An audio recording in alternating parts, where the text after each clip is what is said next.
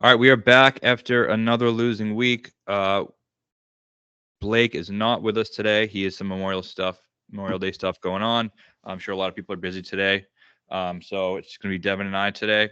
Before we start, I do want to express condolences to Grayson Murray's family. Horrible tragedy over the weekend.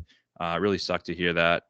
But as his family said, they want the show to go on, so the show goes on. Devon, what's up? Oh, nothing much. I'm in the same boat. Just condolences go out to Grayson, and it's pretty sad. And it was nice to see the way that guys honored him over the weekend. And I thought Peter Malnati and Webb Simpson did a heck of a job going on the broadcast on such short notice.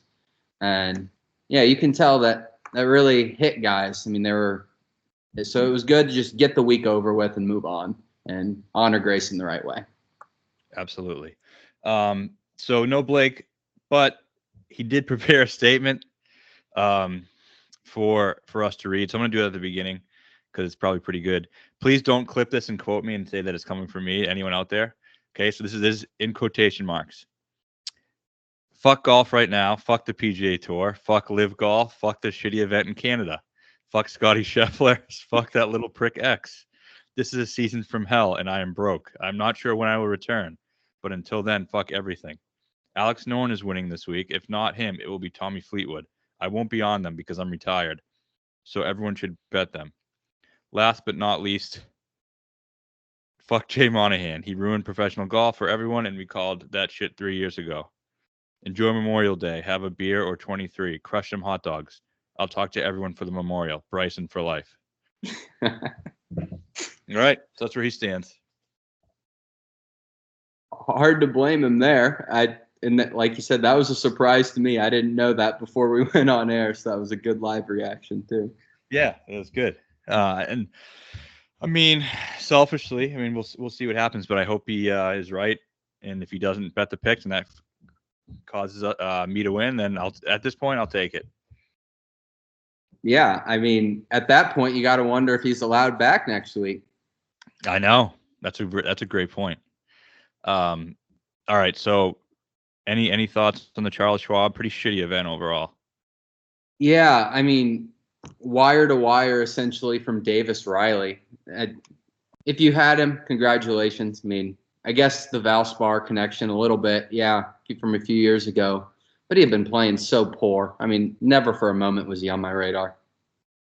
Yeah, I mean, I there's a new segment that I kind of created the last few weeks, looking back and should we have been on the winner? To me, I still think this one's a no.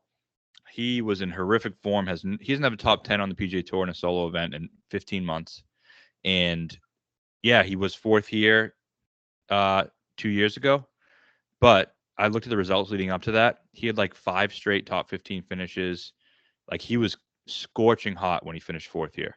So it's you can't look at just that and say, oh well, he has great course history. Yeah, but he was playing great, and that was when he was at the peak of of what he's done so far in his career up until now.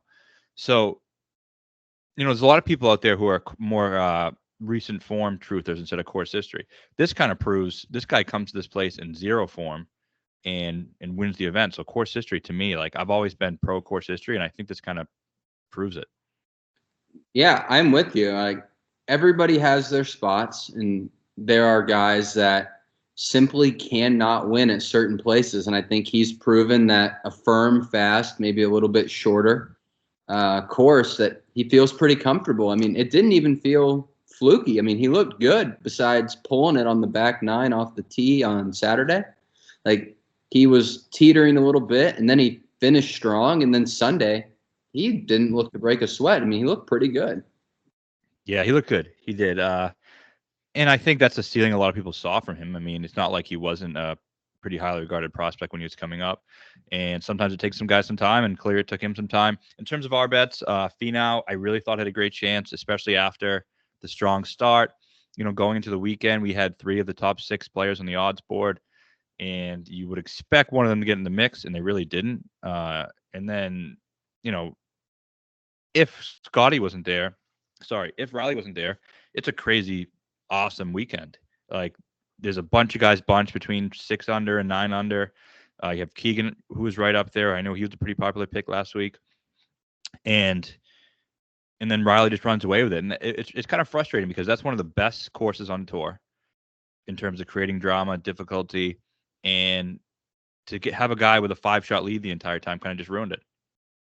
Yeah, I agree. And watching that firm and fast, I know a lot of people were a little upset. They're like, oh, the conditions, and even some players weren't very pleased with it. But I loved it. I mean, I think that's kind of what they sought out for, was returning Colonial to what it once was, and that is a true test. And it was a test for everybody but Davis Riley. Yeah, he was playing a different golf course. So, is what it is. It just seems like it's been so hard to predict winners this year because it's either Scotty, who is 4 or 5 or 6 to 1, or a long shot who, yeah, there are some connections that you could make looking at, in retrospect, but hindsight is 2020. But it's Scotty or a random long shot almost every event. I mean, and someone who my success has come from the 18 to 1 to 50 to 1 range over the past 4 or 5 years. And that range is like dead this year. When's the last time somebody in that range won? Just off the top. I can't think of it. I mean, PJ. Xander was short in that. Yeah. Is there one? I mean, there has to be. I mean, Akshay was like 80. Akshay was 80. Then you had Cam Young almost did at Valspar, and then Malnati won at 300 to 1. So let me just look back here because I think it's important. Going back to Sony Open, all right? We have Benny on. He was 40 or 50 to 1, and Grayson Murray wins at 200 to 1. American Express, Nick Dunlap wins, was at least 200 to 1. Farmers, Matthew Pavon won, was at least 200 to 1. Pebble, this is one of the ones the range you could find. What was Wyndham? Wasn't it like 80? I think he was 65. So he's out of the range. Yeah. Not to mention it was a fake win as well. Yeah. Waste, Nick Taylor, at least 80 to 1, right? Yeah, I think he was triple digits actually, opening line. Yep. Genesis, Hideki, who we had, was 80 to 1. Yeah. Mexico, Jake Knapp, I think he maybe was in this range. He was 40. Yeah. Okay, so he was in the range, but again, not really, kind of an odd event with a really, really weak field. Right. Then you had Cognizant in the Palm Beaches. Eckroat won. He was what, 80 to 1? 80 to 1, I think. And that was you. I wasn't on Lowry. You were. What was he, 30? Yeah, exactly. That's right in that range where we always like to bet. API, you had Scheffler, strong favorite. Players, you had Scheffler, strong favorite. Valspar, you had Malnati, 200 plus. Houston Open, Jaeger, 45 to 1. That's the one that I'm kicking myself over to this day because he was the first name I wrote down, and I was like, I need a 5 next to his name to take it. And of course, it happens. So Valero, Batia, we were on that one. He was 70, 80 to 1. Masters, Scheffler, strong favorite. Heritage, Scheffler, strong favorite. CJ Cup, Pendrith, at least 80. Yeah, I think he was 100. Yeah. Wells, Rory, strong favorite. PJ Championship, Xander was 14, 16 to 1. Charles Schwab, you had Davis Riley, who was 200 plus. So that sweet spot of winners, and I mean, it's worked year after year after year. And I think the reason why this year it's not happening, one, you have the dominance of a guy like Scheffler, who, robbed 3 or 4 victories away from someone who could have been in that range. And then also the depth is just depleted. So that normal 30 to 40 to 50 to 1 range is weaker players than it has been in past years. And it feels like almost, in some of these events, anywhere between 35 to 1 and 100 to 1 are all the same skill level players. Where there used to be that tier of like that second tier that just doesn't exist anymore. I agree. And it doesn't help that the guys that are supposed to be on that tier, like we've mentioned in weeks past, they're not playing well. Like, when's the last time you've wanted to put money on Matt Fitzpatrick? I know. It's guys around that caliber that you would expect, like, hey, 28-1 to 45-1 given the week. And it's like, man, I'm not betting this guy. And it becomes tough. And I think course history may matter even more, but who knows? I mean, I called it the year of the chalk donkey, and I've bit the bullet a few times. I had Scotty at the Masters way ahead of time, and then Rory a few weeks ago. It's like, man, without those, I don't know. I'd be eating ice cream for dinner. Yeah, absolutely. And I think, that's where we're at right now. I know Blake's kids are eating ramen noodles, and mine are going to be as well. So unless we can get a winner here, I do like this event. I mean, maybe it's my own bias that I'm spinning it in a way that I want to spin it, but I do feel like this is a place, not like, where'd we say where losers go to win? Quail. Not like Quail, but like I feel more comfortable with these players who haven't gotten it done on the PGA Tour in Canada. For sure, especially when you look at the depth of DP World or just European guys that are over here. I think Bob McIntyre's quote a few weeks ago about being comfortable in America, I'm sure he's not the only person that feels that way. So, absolutely. Yeah. So, course preview here. This is the seventh time this event's been at Hamilton Golf and Country Club. The previous 6 winners, you had Rory in 2019, won by 7. He was at 22 under. Second place was 15 under. Scott Piercy won in 2012. Jim Furyk won in 2006. Bob Tway won in 2003. Tommy Armour won in 1930. And James Douglas Edgar won in 1919. The course is a par 70. It has been lengthened a bit. I think the official measurement now is 7,084 yards. The last time they played it, I believe it was in the 6,900 range. The greens are a blend between bent grass and POA. It's one of the oldest, most prestigious clubs in Canada. It's been open since 1915. Since the last time we saw it, there was a $8.5 million restoration that took place. So I did say earlier last week that I thought in my preliminary research, I thought it was going to be really, really easy. But, I'm starting to second guess that a little bit. What do you feel like in terms of target score? I still think you need to get to 15 under and maybe a race to 20. I think a lot will depend on just how much it does rain over the weekend. It's currently forecasted to be a pretty soft course Saturday and Sunday. I think you'll flirt with 20 still, like you said, if that's the case. But if that goes away, maybe we could get down to 14, 15. But I think on a short course with as good as these guys are in approach, I think somebody's going to make putts. I don't think there's a world in which it plays near as tough as Colonial did. Yeah, I'm going to say 17 under. I think that's safe. Yeah. So again, if don't quote me on what I said, I thought it was going to be 24, 25 last week, but obviously some more information changes that.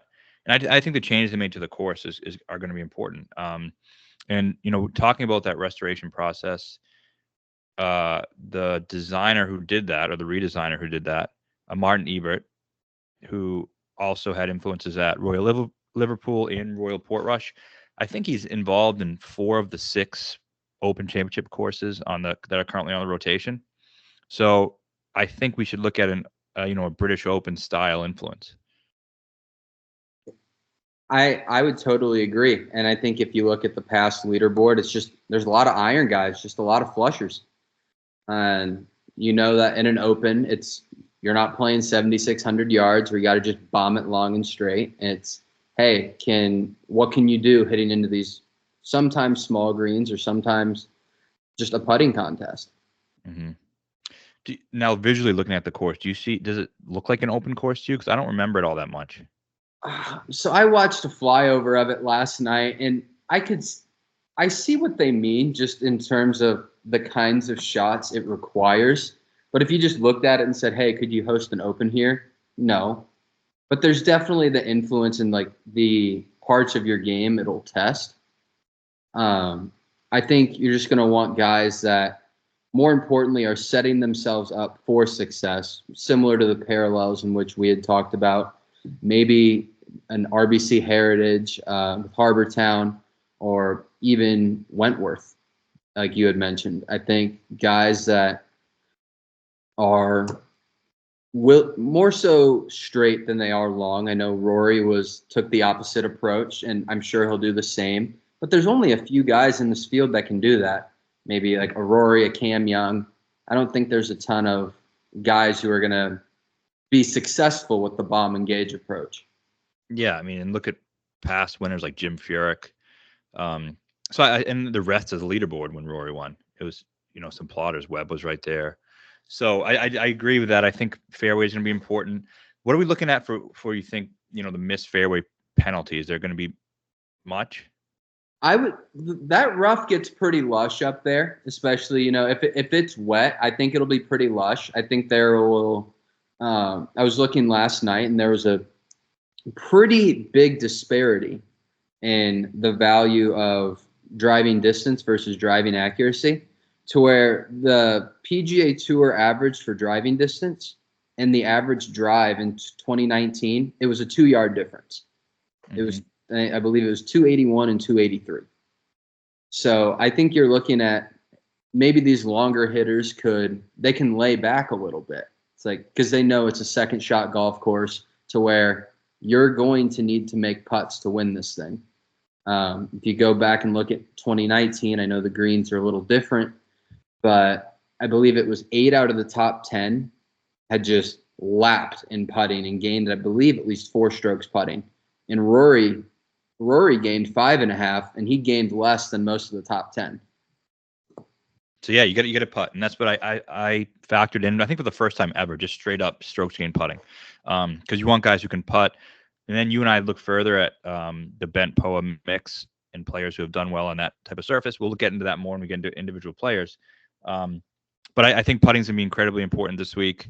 We saw Nick Taylor win last year, obviously a different course, but not all that different in terms of agronomy and setup and layout. So first thing, let's talk quickly about Canadians. Are we worried about that? Like, I talked to Feinberg about this morning, who's obviously a Canadian, and he said he thought a Canadian would never win the Canadian Open because of all the pressure that comes with it. And then you had Taylor make a 72 putt eagle putt last year. I was on Tommy in that playoff, obviously. So that was tough. But now we saw one win it. Are we worried like that a Canadian is going to win again, or does one winning last year make it even less likely that one wins this year? In my mind, it makes it less likely, because if something happens once every 50 years, I don't think it happens right away.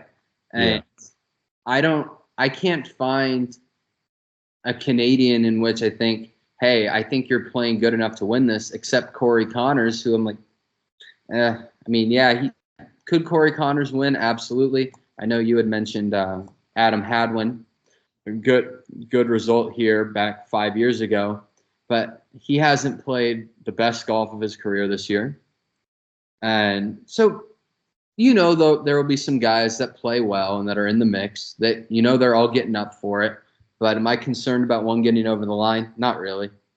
Yeah, I agree with that. I'm going to be no Canadians this week. I looked long and hard at it. I really did consider it, and Hadwin was the one, only just relative to his odds, like 55, 60. I think there's a 66 out there that I thought was relatively fair. And I like Hadwin. I bet him at times. I was on him when he lost in the playoff to Ricky at the Rocket Mortgage. So I like Hadwin. If I had to bet one, it would be him. If you're a Canadian, you really want to get a Canadian. I think value-wise, he's probably the best one. Connors, obviously, I think has the best chance, but his number is, indicative of that. And I wouldn't go to 25-1 on him. Especially, he's hitting the ball incredibly well, and he's still yet to even contend in an event. Yeah, I don't think he's as sharp as he has been in the past, and you never know what his putter will do. He could have the best tee to green week of his life, and he could have nothing to show for it. Stats are incredible, though. Yeah, he hits it straight. I'm looking at it here. For driving accuracy in the last 24 rounds, he is 8th.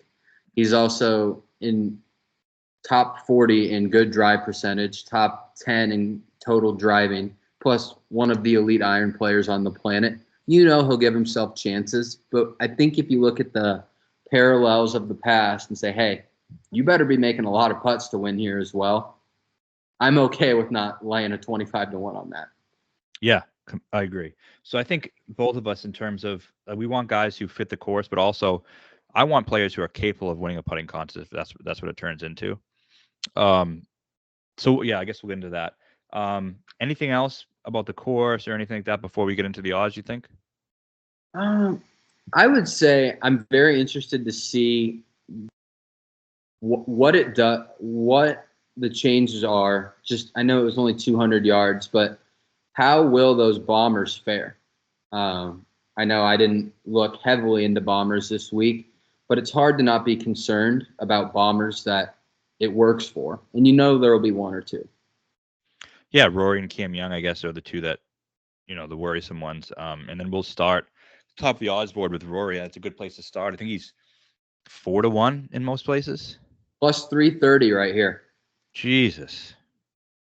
So yeah. So I mean, I know you were very interested in Rory going to the event. And I think you also did, but we hit him at the Canadian Open. Was it this one or the one after? One of them. What's the one after that he won? I believe it's 21. Yeah.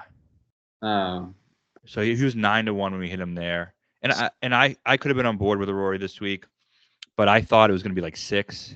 You were hoping for a 7. Ends up being 3.5. So what can we do? yeah, and it was 2022. I was not on that for Rory and Okay. Canada that time around. That was one of the Sundays. He gets that bounce in his step, makes everything, and like you don't even sweat. That was one of the funner ones. Yeah, and when watching Rory, I know everybody was all big on him going into Valhalla, and my thing was like, okay, if you were going to take Rory there, why wouldn't you take him at his home course a week prior at a better number? And so it was always a head scratcher to me. And I think he's getting a little too much shit for his performance there. Mm-hmm. His putter left him a little bit. It happens. He still gained strokes putting. He hit the ball great. The driver wasn't Rory's standard, but it was fine. So, yeah, we're going to have to go through Rory this week, but I would never consider him at this number. No, and as much as I do think this is a good fit, and I do think, he dominates these Canadian Opens, I don't know. I don't want to say he's not going to win, but I don't think he's going to win. Yeah, I don't either. I think I may look into a top 5, probably not.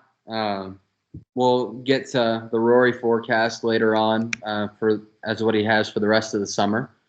But yeah, I just think this is a week. He took some time off. I know he took his private plane over to Ireland right after the PGA. Wouldn't be surprised if he didn't pick up a club for a week and just said, "Hey, I'm in a good spot. Let's just enjoy life a little bit. I've got some stuff going on." I don't know, but I don't know if we'll get the best version of Rory. I think he'll probably bring out his A- game, which might be enough. But Right.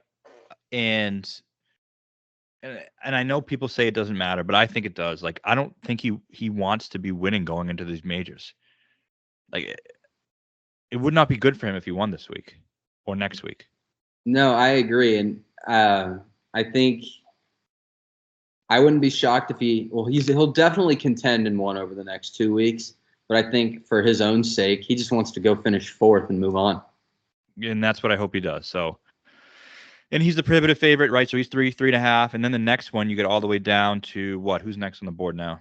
So we have Tommy Fleetwood at 16-1 and Sahith Theegala at 18-1.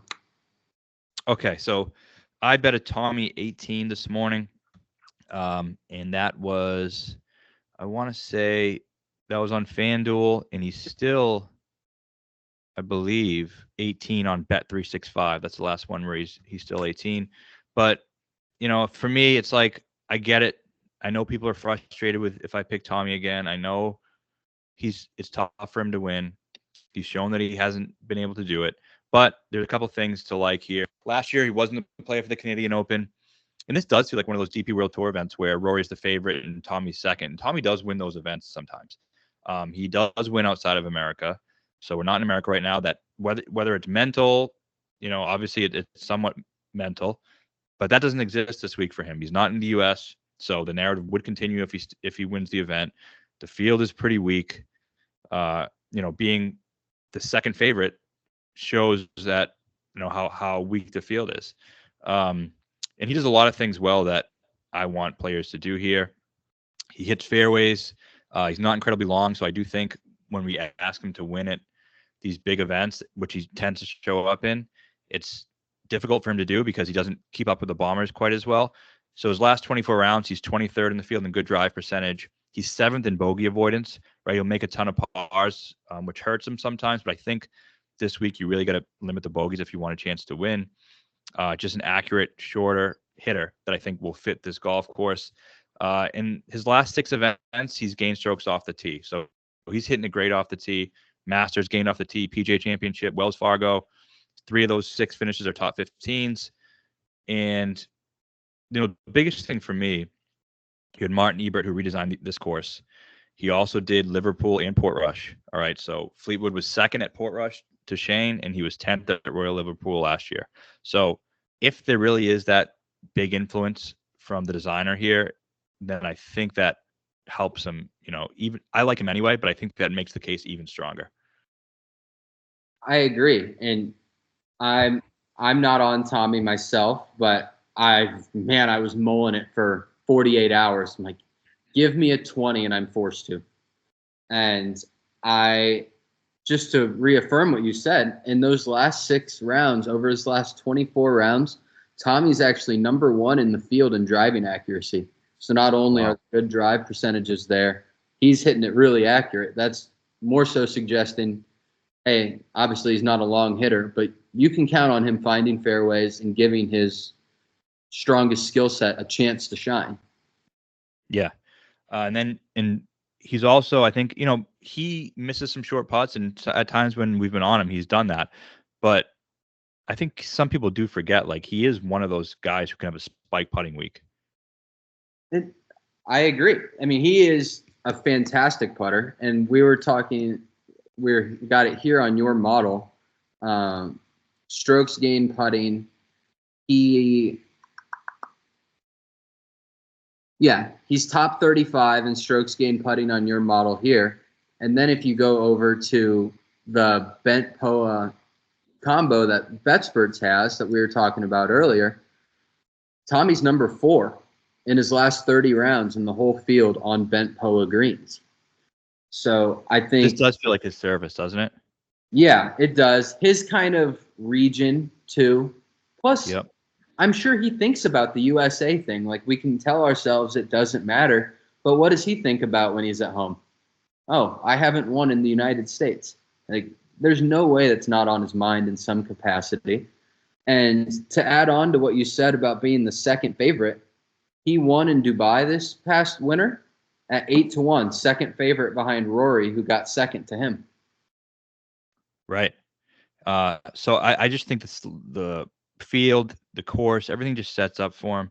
Will he hurt us again? Probably, maybe. I don't know. But I'm still, I hate to get too deep in these narratives of players who can win or can't win. Like, I think at the end of the day, you just bet on the talent. And he's one of the most talented players on tour, one of the most talented players in the field.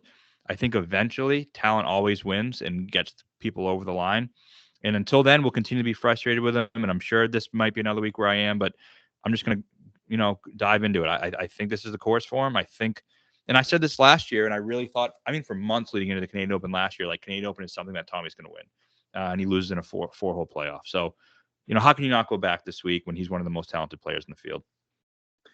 I agree. I think, especially, me, a few weeks ago, you guys asked me to tell you that Tommy was dumb. Blake did. I'm like, I don't have the best Tommy read. I think I'm honestly being a good team player here, not taking him.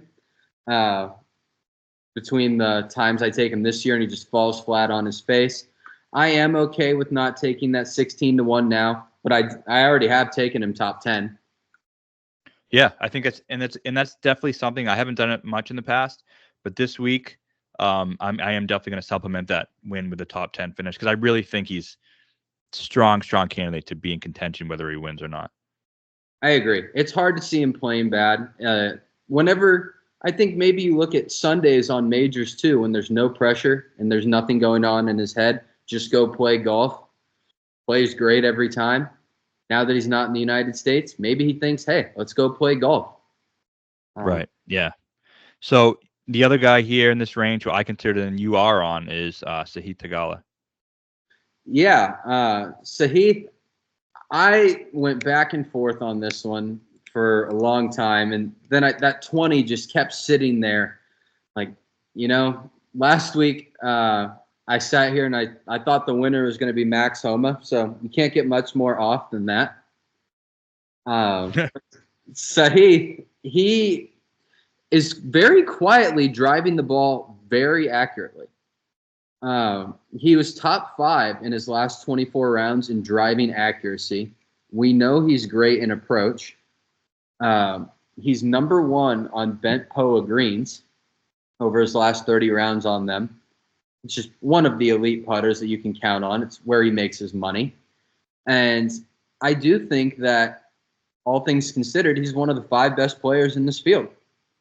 I think he's trending up. And let's say the driver leaves him a little bit. He has that orange shaft driving iron that he can put out there in the 270s, and he can hit that thing on a rope. So I think he'll be able to really give himself a lot of chances this week. We talked about the parallels of Open guys, and after the PGA, we were kind of looking at him for the Open as is. But also his finishes at Heritage. He was T5 last year. He was solo second this year. I just think if Sahith doesn't have to keep up with way better drivers of the ball than him, he can score with anybody. Yeah, he can. And I consider them for all those reasons. Basically, I had to choose between him or Tommy, and I chose Tommy. But Sahith, I mean, I do think the driving accuracy thing is a little bit overstated, because when he can club down, he like you said, he hits that driving iron pretty well. So if it's not a long course, then he doesn't have to pull driver everywhere, and that helps him. And he's just a great putter. And we're talking about a putting contest. He's just one of the best putters. Talk about any surface, he's the best on this surface, but also in general, he's top 5 in strokes gained putting on any surface on tour. So I do like Sahith a lot, and I considered him, but I'm chosen to stick with my loser instead. Yeah, hopefully that just both of them can go out and play well. Tommy gets that top 10 and he wins. He took care of business. So I think that'd be great. Good things from both. Definitely. And I think strategy wise, for me, it was like, we can try to pick this field is top heavy. I know there's no huge stars in here, but I do think the drop off after the 25-1 range is steep. And I think I'd rather have multiple bullets in this range than try to guess who might play well otherwise in what could be a putting contest. I agree. And especially when you look at the guys that are here out of the big guys, it's like, hey, they fit pretty well. Almost all of them. Like, nobody's just coming here to come here. They're all coming here with a chance to win, except for maybe one guy who we might get into here in a second. Yeah, they're definitely here for a reason. All right, who's next on the board after those 3? So in the 20s, you have Shane Lowry, Cam Young, both at 22. Burns is up to 25 or down to 25. And then you have Noren at 25, Corey Connors at 25, and that'd be it. Okay, so Shane is going to be popular, I think, for good reason. I don't know if he's going to be popular or not, but he probably should be. All the things that we're talking about, reasons why we like the players from Portrush and Liverpool. Obviously, he's won an Open at Portrush. He's playing good golf. He was in the mix at the PGA. We both agreed there was 0% chance he could win, even when he was in the lead. But the fact that he did have that strong performance, he's won that team event with Rory. Him and Rory do have that leaderboard correlation where a lot of times when one's in the mix, the other is as well. And this is the course that Rory's won on. So I think he makes plenty of sense. I'm not going to bet him at that price, especially with that putter. I don't trust it. And even I still think it's a little bit of how do I put it? Smoke and mirrors, because that crazy round he had at the PGA, he gained 7 strokes putting in 1 round, and that's just not something he does, and he's not going to do it again. So would it shock me if he's around? No, but not for me. The guy that I am getting on here is Alex Noren, and here we are another week where I really need a winner, And my first two bets are Tommy Fleetwood and Alex Noren. I know it's crazy, but I mean, the guy's just playing so incredibly well. 8 straight top 25s. 2 of those are top 10s. All 8 of those starts, he's gained strokes on approach. All 8 he's gained around the green. 7 of 8 he's gained off the tee. Great putter. He's one of the better putters on tour this year. I'm worried that he's not able to get into contention because he really hasn't gotten into contention despite how well he's playing. But this is just feels like the perfect course for him, right? He's not long off the tee, so that shorter layout will help him. He's 6th in approach in his last 24 rounds. He's 8th in good drives percentage, and he's 3rd in bogey avoidance. He really isn't making any bogeys at all. And he's won 10 times in the European Tour. We said this is kind of a European Tour type event, and hasn't been successful on the PGA Tour in terms of wins, but he has on the European Tour. So we're not in America. Give me another guy who's won outside the U.S. Yeah, I think there's a ton of appeal to Alex Noren. I text you and I was like, man, if he's in the 30s, I'm forced to. It's another one where it's like, I wish the number was a little better. I'm also on him, top 10, as well as Shane. Those are my 3. I just think that they're all going to play very well, very high floor. And here in your model, Alex Noren he's ranked 54th in putting, but if you filter it to Bent Poa in his last 30 rounds on this surface, he's number 2 in the field. So I think you get a guy that is playing the best golf of his life. He's on an Alex Noren version of a heater.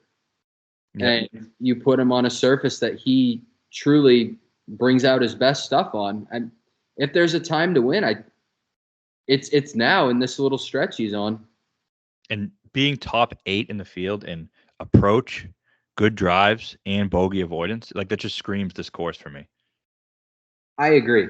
And obviously in years past, his concern is he gets a little wayward with the driver and he can tend to maybe spray it a little. But that's cleaned up quite a bit. I'm looking at it here. Alex Noren is 38th in driving accuracy in his last 24 rounds. So I think that's well above average. He can probably, for the same reason that you like Tommy, he's going to be able to give himself a lot of chances to showcase his best skill set. And that's just being a flusher, especially in this kind of environment. Absolutely. So those are 2 guys who, again, I mean, have shown to be quote unquote losers on tour that I just think have a really good chance this week. And I mean, is that crazy to bet these guys to win when they've shown they haven't? I don't think so. I mean, that'd be like saying that if we went up to somebody now and said, hey, you're crazy for taking Davis Riley, they're like, cool, I don't care. I have money in my pocket. Yeah. So, I just want who's going to win. And I don't care what happened last week or 2 weeks ago. I care what's going to happen this week. We're both on this next guy at 28-1. We got him at 28-1. It looks like he's down to 25 in most spots. I thought the 28 was really generous. I was looking last night and I thought 28, and you and I think agreed. 28 is the number we pull at. Yeah. And that's what we got. It's one of the few times you kind of open that app and see the number you wanted to see on somebody. And that's what I felt when I woke up about Sam Burns, who was 4th in the Canadian Open 2 years ago. Last year, he wasn't as good, but he wasn't kind of in the form that he's in. And he's a form player. And for us, I think he's shown some signs of being in form over the past 2 starts, right? So at Quail, he finished 13th, which is pretty good. And then at the PGA, it looks like bad on paper, but he lost 5 strokes putting in 2 rounds. He gained a stroke and a half per round on approach. So he was hitting it really well. He just couldn't make any putts. And he's shown he can putt well in Canada, same surface as they played on 2 years ago.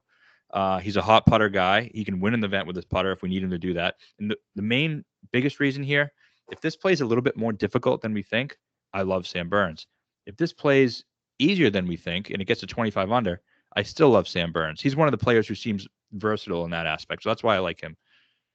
Yeah, I totally agree. I mean, you look back at Amex where it's a race to 30 under. He was there. And then you look at he's won Charles Schwab and Valspar at single digits. Yep. So I think I have it written down here. Obviously, me being an LSU guy, he's all we've got at the pro level these days on the PGA Tour. And I don't think his irons have ever been better. Just over the course of this year, I don't want to say Wyndham Clark-esque, but kind of how Wyndham last year saw a short-term uptick in his irons that made him almost unrecognizable. There were times this year Sam has been unrecognizable in that aspect. And I think it's a great comparison. Great comparison because when we always thought with Wyndham, driver and putter. Great driver of the ball, gets a hot putter. And that's how Sam has kind of won on the PGA Tour. So those players like that, when you see a slight uptick in the iron play, and if they can match that with their off the tee and putting, that's when they start to win. And that's why Wyndham looks so good for a while. And the reason why he's struggling now is because those irons are back to regressing to the mean of what they typically were, and we're not seeing him win. So I think I agree with that. And so the fact that we've seen that uptick in irons, I don't care what else he's doing. We know Sam Burns can drive it. We know Sam Burns can putt it. So the fact that we're seeing those irons, I think, and not to mention, I mean, he's had his win rate on tour. It's not as good as it was a year ago because he hasn't won since. But he's a player who's shown that he can win on the PGA Tour. Absolutely. I know he didn't have his best stuff at the Ryder Cup, but he just wasn't playing very good golf, and I don't think he's a top-end American talent. I think is he worthy of being on another Ryder Cup in the future? Maybe. If he was playing as good as he was this year, yeah. I think he does some things well. And I also think that if he can play firm or soft courses now with the way he's playing in approach, whereas maybe in the past he might have been more of a firm and fast guy only. And I told you last week I wanted to bet him at Charles Schwab. I thought he came off of like a 3-week rest and had his baby, and he came out, and you're watching Sunday at Quail Hollow. It's like, oh, there's Sam Burns in like 6th place. And he's a guy you want to get on early if he's back, because once he's back, he's going to start really contending a lot. So I like Burns. I mean, and I like the balance that he gives on my card, because I got the guys Tommy and Noren, who seem to be a high floor play, but can they really win? We'll see. But Burns is, maybe he flames out and misses the cut. That's possible. But I also think he has a high winning upside, which I think that causes that good balance on the betting card. Yeah, I agree. And it's like you're kind of diversifying the portfolio with different toolboxes, but at the same time, these are all top 10 players in this field. Yeah. Yeah, I feel good about that start. And then there's a couple guys down the board who I know one we both like, one I'm considering, but I'm happy to go to battle with those three. Yeah, and one thing I'll add on Sam is we were talking about RBC Heritage, short positional course. He has multiple top 15s there. Sam, with the way he hits it far. He doesn't hit it as far as Rory or Cam Young, but he bombs it. He's top 30 in carry distance in the field. He's also top 25 in driving accuracy this year. So I think even if he can get a little wayward with the driver at times. That's just in his nature. But he has the distance to lay back, just like a Sahith or plenty other guys in the field. So I think that's why I was big on him. I'm actually wearing a little LSU here, so I'll go out and I'll say Sam's the winner. It's good. Not doing I'm on him. I'll sign up for that. I got to add, he rates out absolutely horrifically in my model. Why? I don't know. Bad in approach, bad in good drive percentage, bad in bogey avoidance, bad in putting. It's last 24, so that's all right. Yeah, he is top 20 on bent POA greens, and I know that his wins have come on POA. Hopefully that the bent grass of Valhalla is, hopefully that's just an anomaly, and he just didn't have his stuff that week. Plus, he was trying to catch lightning in a bottle after taking almost a month off. He came back, showed his stuff a little bit, probably a little emotional letdown and not having his typical preparation. He took a week off of an event he loves, and he's also an RBC guy. You can't be sponsored by him and not play well. That's true. Just a quick note, the RBC Canadian Open tweeted that there's going to be significant rainfall today, so it's pouring there today. So they're not allowing spectators on the ground tomorrow. I would say that's even better with the guys that you think about the guys that we have. especially you have those target practice guys like Noren and Tommy. I mean, if this turns into a dart show, who would you rather have than those two? Yeah, absolutely. And I'm sure it's probably Rory. I mean, again, but who knows with current Rory? He goes back and forth on who he is and what he wants to do. I don't think he even knows if he likes soft courses or firm. No, I think he's actually trending a little toward firm, but at the same time, he's unbettable this week, so who cares? Like, Exactly. All right, so you have another bet kind of in that 30 to 50 range. Who is it? So yeah, I'm sitting here, and I have multiple. I have Aaron Rye at 42.5 to 1. I got that one offshore. But Aaron Rye, he's actually number 1 in your model. He hits it as straight as anybody. Across the board here, in your model, strokes gained, number 3. Strokes gained approach, last 24, number 8. Good drive percentage, number 6. Bogey avoidance, number 4. And then you go to putting, he is 79. But then if you go to the bent POA filter, Aaron Rye is 32nd in putting on this surface. He was T3 at Wentworth. So I know that's a comparison we liked. He's played the Heritage once, and he gained, I believe it was almost six shots in approach. I can find that right here. Yeah, it was. Almost 6 strokes in approach at Heritage. And then he's played in Canada twice. He got T13 in 2022, and he was T3 last year. He gained almost 8 in approach last year here in Canada. Obviously, different course. Oh, hey, buddy. Oh, here we go. All right, who's going to win this event? Who's in it? Tommy. Oh, Tommy. That's a good pick. Yeah. You like Tommy? Mm-hmm. Benny's not playing. Hideki's not playing. Those are. All right. Well, we're gonna keep going. You can just sit here, okay? Uh-huh.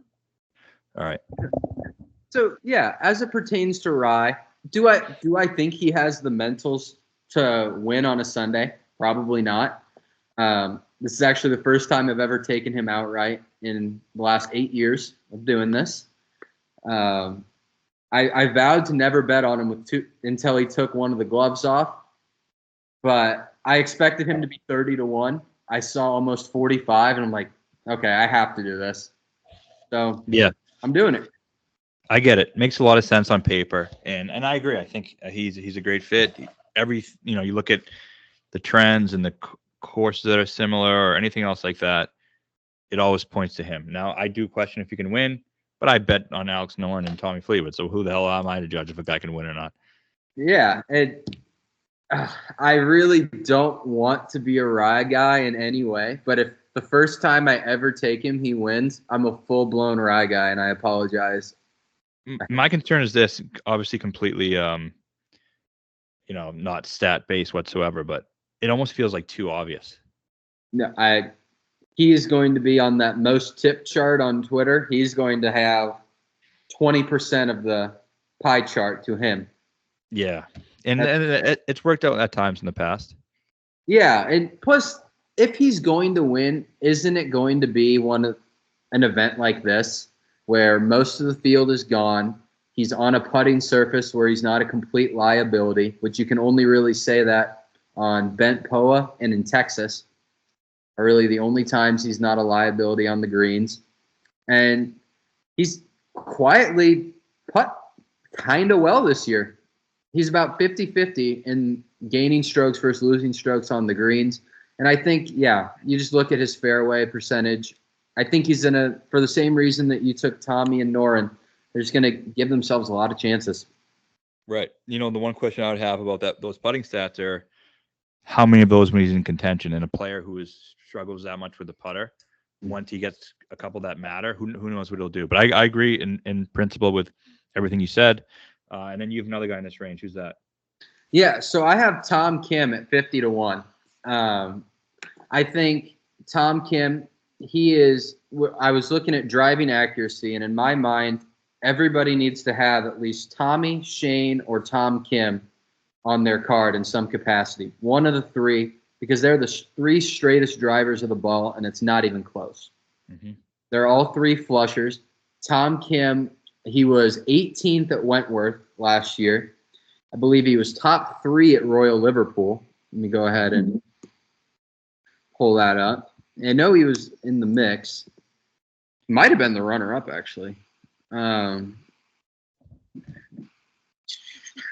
Yeah, Tom Kim was T2 last year at Royal Liverpool. Obviously, he hasn't played Portrush. He was probably like 16 then. But I think Tom Kim, you look at guys who you would take in an Open, guys you would take on a short course. That's where his best golf comes from. And I just think he's a great fit. I couldn't believe he was 50-1. I expected 40. Will he win? I don't know. I don't know if he's playing good enough to win, but I think he's playing better than the numbers suggest. He was a net neutral in approach last week, but that's what happens when you hit it to 20 feet all day. I think he was in control of his ball. He's putting together some good rounds and not putting together good tournaments. And maybe on a place that he fits like a glove is when it all comes together. And like we know he can win too. Similar to Burns, like, hey, this guy can win if he's in the mix on Sunday. He gets confident and he can step on it a little bit. Yeah, I agree in terms of the number is fair and the course fit is good. The reason I didn't end up pulling on him is only because I'm just not completely convinced that he's playing that great right now.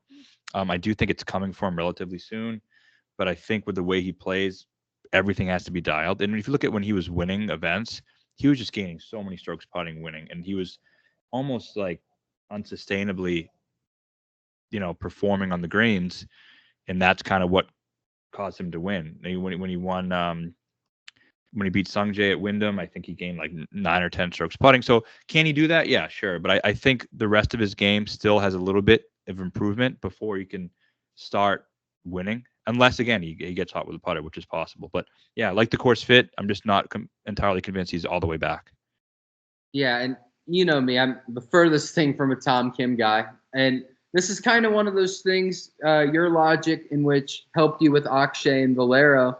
It's like, hey, I saw what I wanted to saw, and now I saw what I wanted to see, and now I'm on a course that I think fits him a little better the next week. I don't really know if I can go away from him, and I know the numbers aren't amazing, but I watched 54 holes that he played, and I was like, just eyeball scouting alone, like, okay, he's in good spirits. Then you look at his best finish this year came at Heritage. He was T18. He gained 4 in approach that week. Like, yeah, if there is a little something there, I just think he's a short course guy. And now that you say they're getting dumped on with rain, he made a charge a little bit on Friday at Valhalla when it was super soft, when it was at its softest. I think Tom Kim, target practice, I do think he's more of a soft course guy than a firm and fast. Yeah, I think just to add a potential angle, President's Cup, I think, is pretty important to him. And I think most of the team is going to be going there this week, and they think they want to, get some rounds in Canada in. And I could see him kind of getting into that a little bit. Yeah, playing with the crowd, kind of pumping people up, and just he's a showman. There's a reason people love him, and Absolutely. I like the case. I really do. I don't know. I want to be able to fit it, but I don't know. I do like it. I watched it at Valero, and that was ugly, but it's kind of been nice since. All right. We can just skip to kind of guys we're betting, unless there's anyone else that we think deems talking about. But both on Bob Mack. One of my first instincts this week was Bob Mack. I don't know why. It's just there are some reasons why, but to me, it's mostly a gut thing. I can see him contending in the Canadian Open. He's obviously been a much better player on the DP World Tour than he has been on the PGA Tour, and he's been good at courses Rory have been good at. Was in the mix of the Scottish Open with Rory.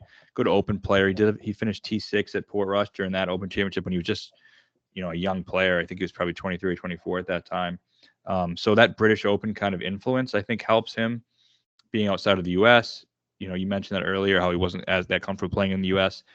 T12 of the PGA Championship, good putter. I just think at that number, he's a guy who has win equity. Yeah, I agree. We talked about it a little bit, and I'm leaning into you on this one with Bobby Mack. And I mean, at the number, I really like it because under the assumption that we need people to go through the best players in the field, this guy doesn't give a damn. Nope. He's going to rip it at whatever. He's pretty fearless out on the golf course. And then you look at if this turns into a putting contest, this guy has been able to putt on every surface for 2 months, and we know he has the iron game. He's top 30 in carry distance. So if he loses the driver, which has to be our concern here, he doesn't need it. It's 7,000 yards. So right. I think that he can navigate his way around, and maybe if this turns into a race to 20 under, I'm not wildly confident. But if this ends at 14 under, Bob Mack can be right there. Yeah, totally agree. The next guy I was kind of looking at, but I'm still unsure. And if I really try to squeeze Tom in, which I'm considering, I don't know is that number moving at all in a bad direction? I took it on FanDuel, and let me refresh FanDuel here, just to be sure that it's not doing anything crazy. So yeah, Sahith's down to 18. It was just 50 a minute ago on Tom Kim. Tom Kim is still 50 to 1. Okay. Yeah, I'm thinking about it. I might be slightly overexposed if I do that, but I really like the case. And then the other guy I was looking at, who if I do end up on Tom, I would not be able to fit, is Matt Wallace. And this is another kind of a gut thing. He's a better player than DP World Tour. This is kind of like a European Tour field. We saw him in contention a couple of weeks ago in Texas, where Wallace finished, I think, 4th. He's not the longest off the tee, and he's kind of a grinder, like a gritty guy. You might like if it does get a little bit tougher. And just, again, mostly just gut for me with Wallace. Do you see that case at all? At the number, absolutely. I believe it was 90 to 1. I can look at it right here. Matt Wallace is he's down to 75 to 1 on FanDuel.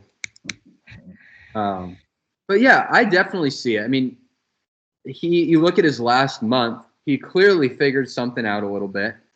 I think when Matt Wallace is at his best, you can trust his putter just in the past. Gets a little wayward with the driver, but I think in an event that really is a DP World event, like you said, yeah, I think this will bring out the best version of him. Yeah. So maybe a top 20 thing or something. I could see him playing well. Yeah, and I'm going to check his so he has a top 20 at Heritage when he was playing his best golf. Mm-hmm. And I'm going to check his. Yeah, so he's 33rd in the Bent POA in putting. So I think that this is a surface that if he can roll it on, and I do think he's finding a little bit out with his swing. At Wentworth, he also has multiple top 20s. Like, this is a guy that at our parallels, he can pull out some good golf. If I were to put anything on Matt Wallace, it would be top 20, not outright, but I definitely see the case here. I just checked. He's on Bet365, the best number. He's plus 320 for a top 20, which I think is pretty good. Yeah, I think that's great. And I was also thinking, like, I know you said you didn't want to be overexposed with Tom Kim. I'd be curious to see what he is for a top 20, probably 3 to 1. Yeah, probably slightly less than that, but yeah, probably 2 to 1. Yeah. Let's see, Tom. And then that's basically it for me. I mean, I did think about Nikolai. He just isn't playing well at all. But I mean, the reason why I liked him is if DP World Tour, again, another player who's kind of a different player. Yeah, Tom's 2 to 1 for a top 20. 2 to 1. Yeah, I think there's something with that too. I mean, he just completely ejected yesterday on a day with Colonial. Yeah, Colonial played tough. I think Tom was 4 over yesterday. He was in control of his ball, and like I see the concerns about him winning, but I don't want to miss it after I've had these thoughts for a few weeks. And I do think he plays well this week. All right. Anyone else that you're looking at or considering or thinking about before we end the show? The only guy I know you had mentioned to me, Thunder Bear. What caught your eye about him? I think just mostly we're talking about a DP World Tour event, and he's different. In those events, he has win equity. He's a tough player. I don't think he's scared. Like you said of Bob Mack, he's not going to back down for anybody. But looking more into it, I don't think he's just playing well enough. He hasn't had the high-end finishes that I wanted to see out of him. Right, and it still is a step up from what he's accustomed to, although maybe it doesn't feel like it. It's still across the ocean from where his best golf comes from. And I would say we were on the topic of, I'm going to take a prop of top Canadian just as a moral obligation this week.